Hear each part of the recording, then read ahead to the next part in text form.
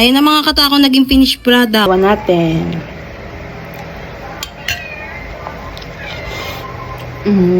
Sarap.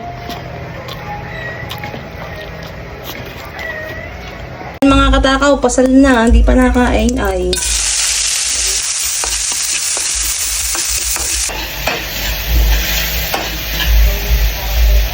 Mag-aalas 12 na, wala pa akong umagahan. Iwan ko ba kung bakit ako tiyatabad kumain?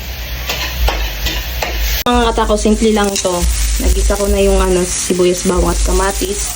Titigisin ko lang to, hindi ko isasama yung sabaw para may maisabaw tayo. Wow!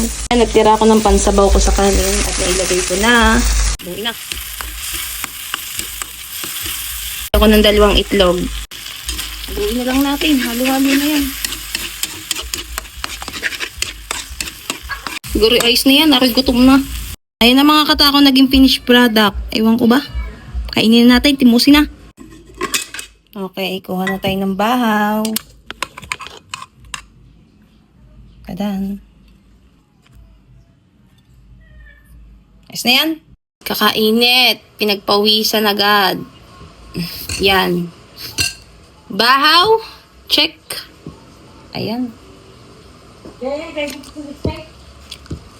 Ito na natin niluto. Siyempre, nagtira tayo ng sabaw. Let's go!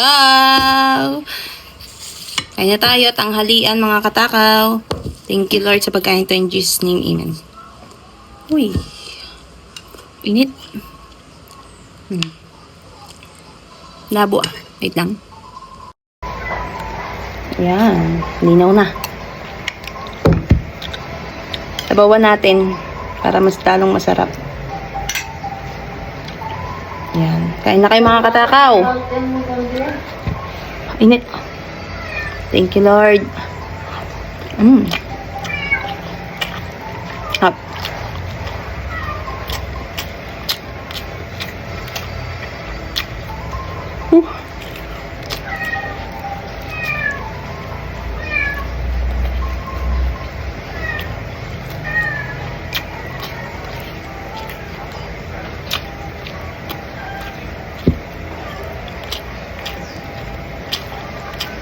Ang sarap!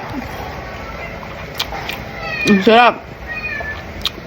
Ayan, kesa kainin natin ng nasa delata lang, di ba? Ang boring.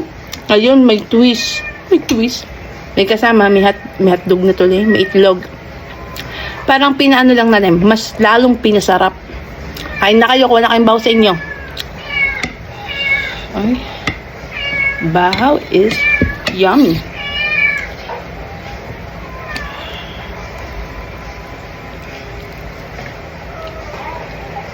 Ayan. Lagyan natin. Siyempre, sabawan natin.